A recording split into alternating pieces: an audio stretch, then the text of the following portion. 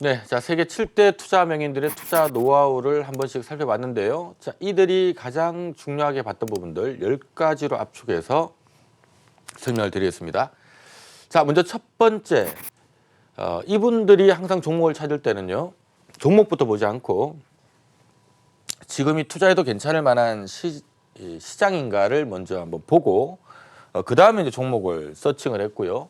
그다음 종목을 한 개를 찍기보다는 포트폴리오를 짰다라는 부분입니다.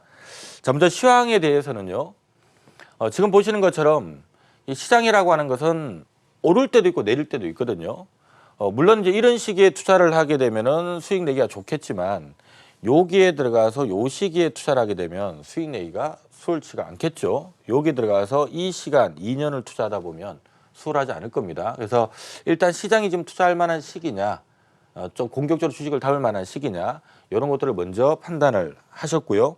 두 번째, 그렇게 해서 종목을 담게 되면, 자, 지금 현재 종목들 보시면 같은 기간입니다만은 뭐 삼성전자나 삼성, SK, 카카오는 쭉쭉 치고 올라가는 반면에 요 똑같은 기간에 현대차나 KT나 한국전력 같은 경우는 상반된 흐름이 나오죠.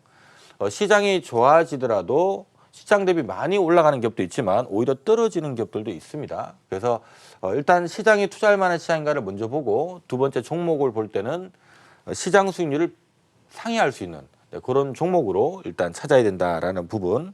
그다음 세 번째, 그런 종목을 찾았다면 하나를 몰빵할 것이냐 분산할 것이냐라는 부분인데요. 우리가 주식 투자를 하다 보면 보통 많은 투자자들은 너무 많으면은 좀 복잡하지 않겠느냐, 관리도 안 되고 또 수익도 안 난다더라, 그냥 하나만 콕 찍어달라라는 분들 많은데요. 한번 상식선을 생각해 보죠. 내가 어떤 특정 시점에서 1억이라는 돈을 여기서 몰빵을 했다 가정을 해보고요, 여기서 몰빵을 했다 가정을 해보죠. 자, 결과는 어떻게 됐을까요? 아마 여기서 찾는 거는 글쎄요, 이까지 들고 왔을까요? 아마 상식선에 놓고 봐도, 네, 사자마자 조금 빠졌을 때 손절 안 했으면 다행이고, 올라와서 본전했을 때 본전이다 하고 안 팔았으면 다행이고요. 다시 밀렸다가 팔 걸 했다가 다시 올라와서 본전 줬을 때 안 팔았으면 다행이고, 조금 올랐을 때 아이고 먹었을 때 좀 건지자 하고 안 팔았으면 정말 다행인 거죠. 이러다가 또 한번 엎어져서 이때라도 팔 걸 하다가 뭐 이 안에 어디서 날아갔겠죠. 반면에 여기 산 거는 아마 이까지 쭉 들고 있을 가능성이 높습니다. 지금 무슨 얘기냐 하면, 아무리 시장이 괜찮고 또 오르는 기업을 오를 만한 기업을 잘 뽑았다 하더라도 그 중에 하나를 콕 찍었을 때 만약에 이런 결과가 나올 수도 있고 이런 결과가 나올 수도 있는 건데, 네, 이 결과가 나오면 이대로 끌고 나갈 가능성이 높고요. 저 결과가 나오면 앞에서 정리됐을 가능성이 높다는 얘기입니다. 그래서 우리가 이런 부분은 왜 생기냐 하면, 이 종목의 한 종목에 많은 금을 갖고 있다 보면 그 부분이 심리를 건드리는 거거든요. 빠지는 종목을 손대지 못하게 하는 심리를 자극하게 돼 있고요. 오른 종목은 빨리 자꾸 팔게끔 하는, 주가가 시원하게 올라가지 않기 때문에 요 안에서 정리하게끔 되는 사태가 많이 나오기 때문에, 그래서 우리 주식 투자하시는 분들 보면 뭐 먹을 땐 찔끔찔끔 먹다가 깨먹을 때 한 방에 훅 깨지는 경우가 많죠. 이런 부분들 때문에 좀 포트폴리오 짜라라는 얘기를 드리는 거고요. 그래서 정리를 한다면, 지금이 투자할 만한 시기인지, 그러면 투자할 만한 시기라면 어떤 종목에 투자를 해야 될 것인가, 성장 가능한 기업에 투자를 하고, 이걸 하나 콕 찍기보다는 좀 분산해 주는 게 만약의 사태를 대비할 수 있다라는 얘기를 드린 거고요. 자, 두 번째는 증시가 형성되는 원리를 좀 알아야 됩니다. 흔히 우리가 증시가 형성되는 원리는 실적과 수급에 영향을 받는다 그러는데, 수급적인 부분은 환율과 역외관계를 갖고 있다라고 말씀드렸죠. 위기가 발생하면 환율이 급등하고, 환율이 급등하게 되면 외국인들은 환차손 때문에 현물을 때리고, 특히 선물을 대량으로 때리고요. 선물 매도가 나오게 되면 선물이 싸져 버리니까 싼 선물을 사고 비싼 현물을 때리는 기관들의 프로그램 매도가 터지고, 이래서 주가가 빠지면 개인들 신용 반대매매 나가고, 이러면 시장이 엎어지는 겁니다. 그래서 위기가 발생하게 되면 일반적으로 주식시장이 빠지는 이유가 이런 논리인데요. 위기가 발생하게 되면 제일 먼저 움직이는 게 환율이죠. 위기가 발생하면 돈은 안전자산으로 이동하면서 달러가 급등을 합니다. 그래서 통상적으로 위기가 발생하면서 달러가 급등하는 이런 시기에 주식시장은 어김없이 엎어지는 이런 모습들이 지금 반복되는 거고요. 단 시간이 지나면서 위기가 좀 완화되게 되면, 자, 위기가 완화되게 되면 안전자산으로 피신을 가했던 이 자산들이 다시 또 빠져나오겠죠. 빠져나오는 과정 속에서 달러를 때리고 빠져나오기 때문에 이러면 달러를 팔아서 다시 위험 자산으로 옮겨오는 과정 속에서 달러가 떨어지게 됩니다. 자, 환율이 떨어지게 되면 어떻게 되나요?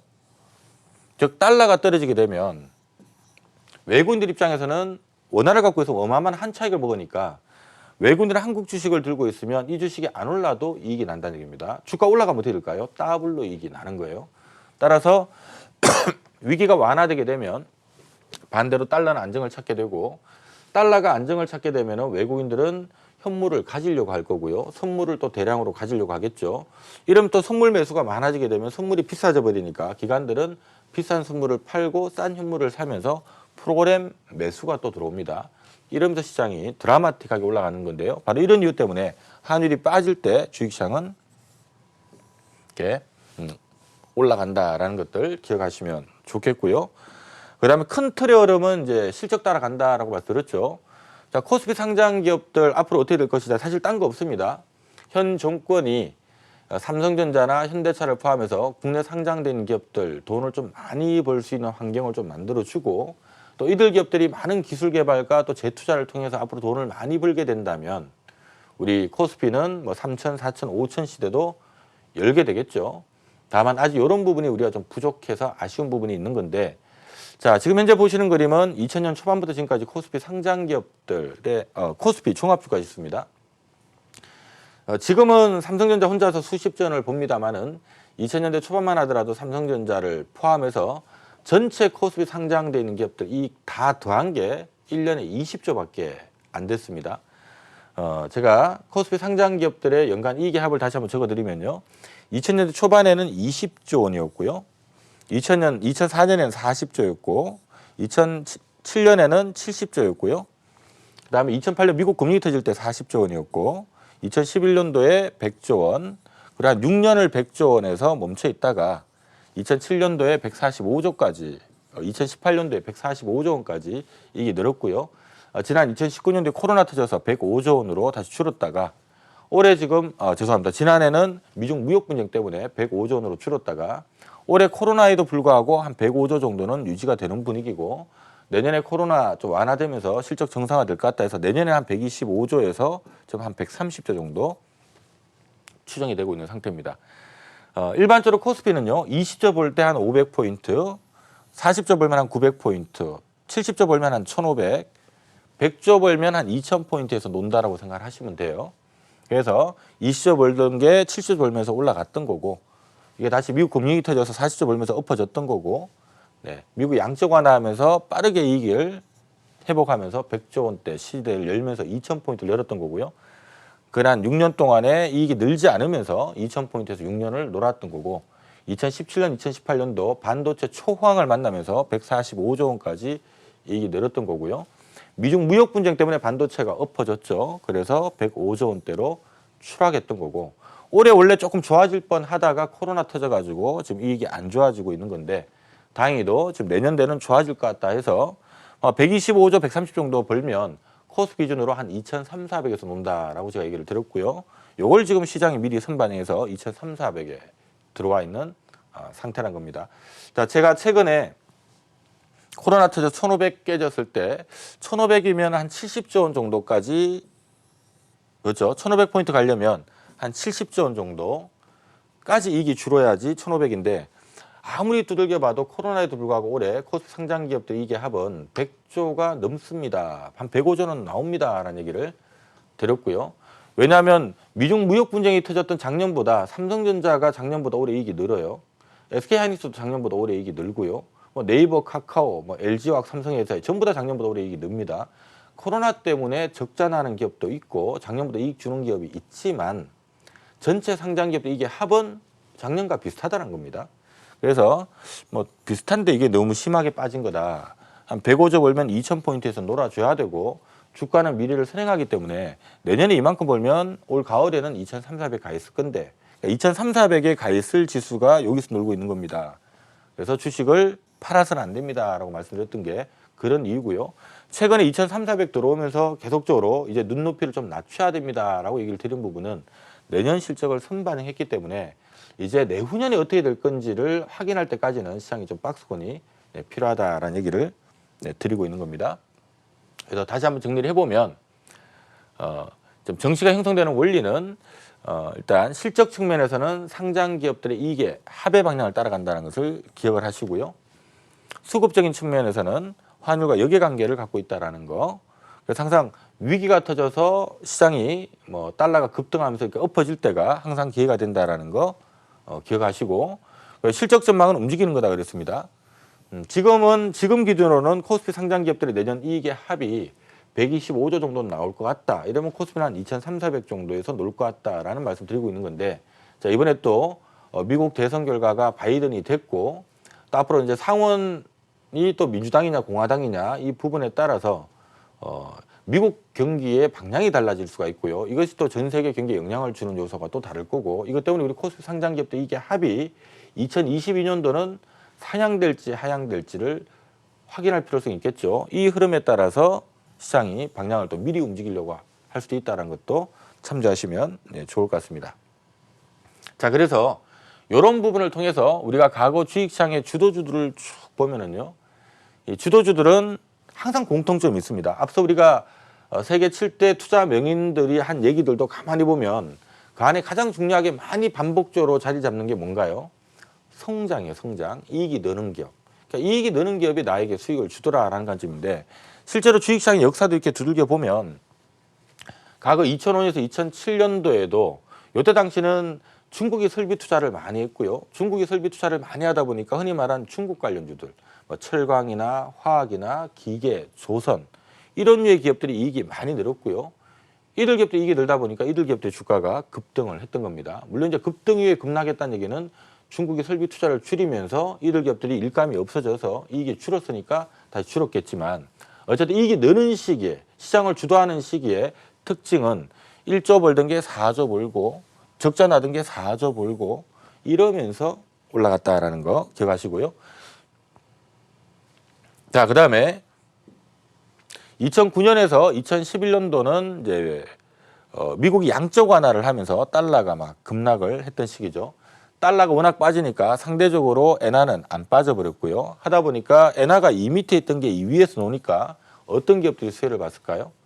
일본하고 수출 경쟁 강도가 높은 자동차를 포함한 이런 기업들이 대부분 수혜를 받던 겁니다. 그래서 2009년에서 2011년도는 흔히 말하는 일본과 수출 경합도가 높은 산업들, 뭐 현대차가 1조도 못 벌던 게 막 갑자기 한 연간 8조 원까지 벌면서 주가가 급락을 했죠.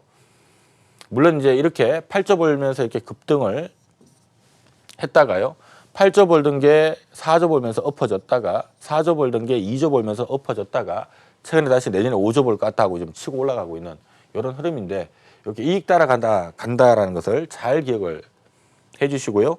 2011년도, 2016년도까지는 시장이 이익이 멈춰버린 해였습니다만은 이때 당시에도 이익이 느는 기업들은 이렇게 막 갑니다. 그래서 항상 여러분들이 생각을 해야 될 부분은, 앞서도 보셨던 것처럼 세계적인 투자 명인들이 하는 얘기들 중에 계속 반복적으로 공통되는 것은 이익 느는 기업에 투자를 해라, 성장하는 기업에 투자를 하라라는 관점이고요.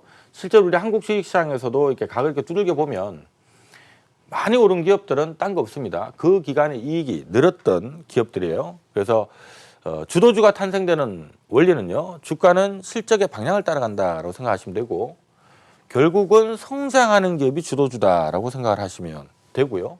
그러니까 여러분들이 돈을 많이 벌고 싶으면 딴 거 없습니다. 코스피 코스닥 상장돼 있는 약 한 1,800개 정도 되는, 2,000개 정도 되는 이들 기업들 가운데 앞으로 어떤 기업이 성장할까? 그러니까 지금까지 성장한 기업 말고 지금을 시점으로 해서 짧게는 2, 3년, 길게는 4, 5년을 내다봤을 때 과연 성장 가능한가? 요 퀘스천 마스크를 주면 좋다는 거죠. 오늘 제가 방송에서 못다한 이야기로 준비한 내용은 바로 요 부분인데요. 첫 번째, 지금도 여러분들이 관심을 가진 건 딴 거 없어요.